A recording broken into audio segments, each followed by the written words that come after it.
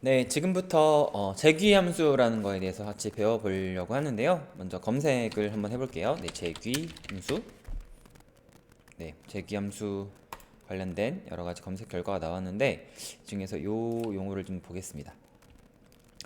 네, 컴퓨터 과학, 그러니까 정보에서 재귀라는 건 재귀 여기 다시 재자고 뭐 돌아올 귀자, 그렇죠? 그래서 자기 자신으로 다시 돌아온다는 의미고요. 자기 자신을 정의할 때 자기 자신을 재창조한다라는 거를 이야기하는데 지금 보시는 요 이미지처럼요. 네, 보이시죠? 전체 큰 그 프랙탈 구조랑 뭐 이제 비슷한 맥락이라고 생각하시면 돼요. 전체 구조 안에 작은 구조가 있고 그 안에 또 작은 구조가 있고 작은 구조가 있고 네, 이런 식으로 전체 구조 안에 똑같이 생긴 그 부분 구조가 있는 것들을 해결할 때 이런 재귀라는 거를 사용하게 되는데요. 그래서 뭐 리컬전이라고 하는 재귀라는 거는 일단 기본적으로 문제에서 전체 문제와 부분 문제의 관계가 같은 모양이어야 돼요. 예를 들면 이 문제 안에 똑같은 네모 문제가 있고요. 그 안에 또 네모 문제가 있고요. 그 안에 또 네모 문제가 있는 거죠. 이게 무한 반복될 수는 없어요. 그래서 언젠가 종료되는 지점이 있습니다. 이 두 가지 전체 문제 안에 부분 문제가 있고요. 같은 패턴에 전체 큰 문제 안에 작은 문제가 있고 그 작은 문제 안에 작은 문제가 있고 작은 문제 안에 작은 문제가 있는데 언젠가는 반드시 종료되는 조건이 필요하다. 이 두 가지. 그래서 이 함수 f를 사용해서 f를 정의한다는 말은 fn이 fn-1 뭐 또는 f 2분의 n 뭐 이런 식으로 이거 잘 안 보이는군요. 네, 이렇게 보이시죠? 다시 그릴게요. fn이 어떻게 정의돼요? fn은 이제 큰 거잖아요. 그러니까 fn을 fn-1 또는 f 뭐 2분의 n 뭐 이런 식으로 아니면 아니죠. 네, 2분의 n. 네. 이런 식으로 큰 문제가 그 안에 있는 부분 문제로 정의되는 것들을 재규라고 한다. 그리고 함수의 종류 조건을 반드시 써줘야만 이게 무한하게 반복되는 문제가 해결이 될 수 있다. 이 세 가지에 대한 이해를 하고 더 나아가 보도록 하겠습니다. 자, 그래서 일단 재규함수를 만들어 볼 건데요. 재규함수로 1부터 n까지 합하는 문제를 구해보도록 하겠습니다. 이 문제를 여러 가지로 풀 수 있는데요. 지금 우리가 전체 문제 안에 부분 문제가 어떻게 포함되어 있는지를 그거를 생각을 해보세요. 그러니까 1부터 n까지를 더하는 문제가 뭐 보통 우리가 간단한 식으로 문제를 해결하는데 아니면 폼은 가지고 해결할 수도 있어요. 그런데 이거를 오늘은 다른 관점에서 보는 거예요. 함수라는 걸 활용할 거고 함수라는 것 중에서도 그 전체 문제 안에 부분 문제가 있는 형태로 이 문제를 정의하는 거죠. 자, 그래서 fn이라고 하는 어떤 함수는 1부터 n까지의 합을 리턴하는 함수입니다. 그렇다면 이 상황을 어떻게 바라볼 수 있냐면 다시 말하면 fn은 fn-1은 뭐예요? 1부터 n-1까지 합을 리턴하는 그런 함수가 되는 거죠.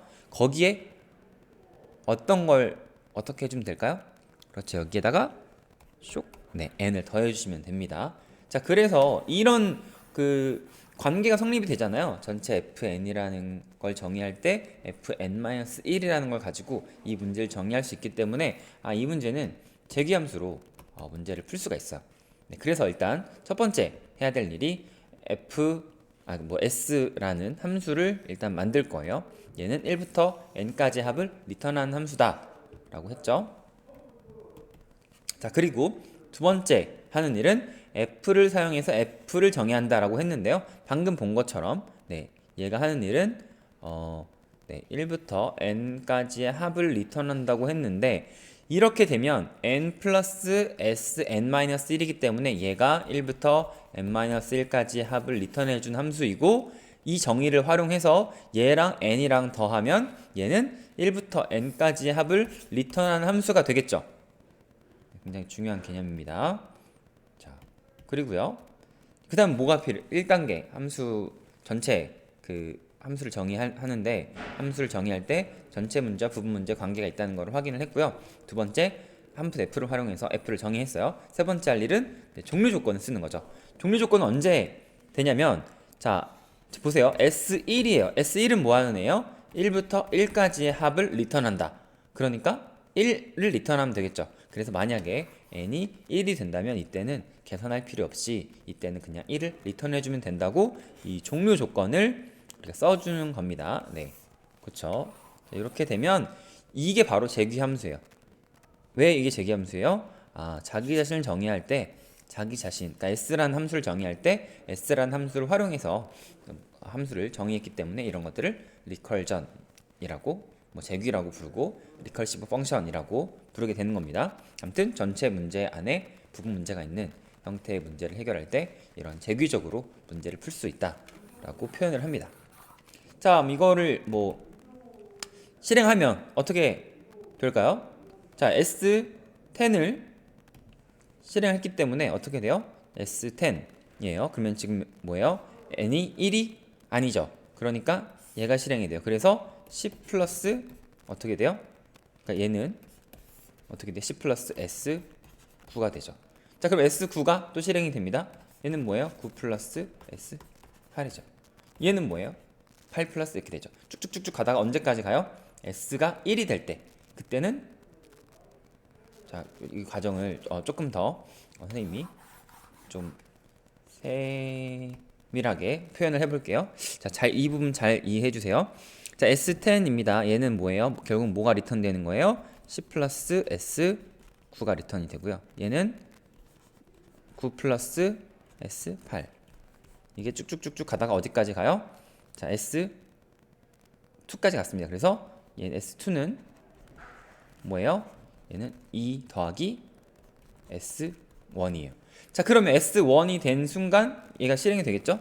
자, S1이에요. n이 1이에요. 그럼 얘는 뭘 리턴해줘요? 이 자체가 갔다가 1이 리턴이 됩니다. 이 값이 S1의 값이 몇이 됐다는 거예요? 얘가 1이 됐다는 거예요. 자, 그러면 1 더하기 2니까 몇이 됐어요? 3.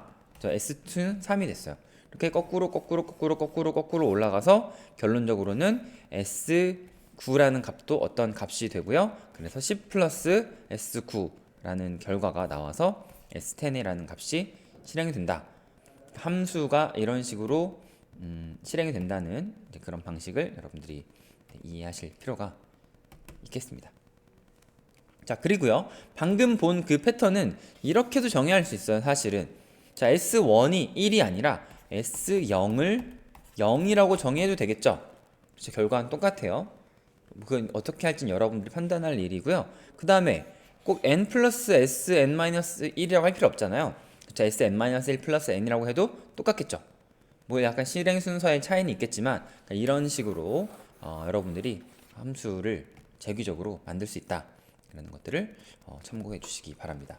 자, 이걸 가지고 우리가 풀 수 있는 문제들을 선생님이 코드업에 준비해 두었습니다.